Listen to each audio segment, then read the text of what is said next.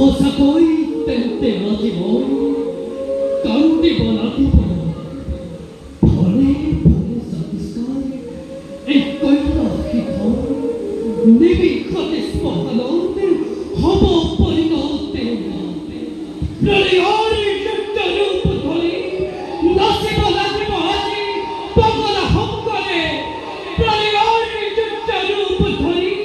নাচিব লাগিব আজি পগলা শংকৰে কিন্তু সতী কি যে অতি ভয়ংকৰ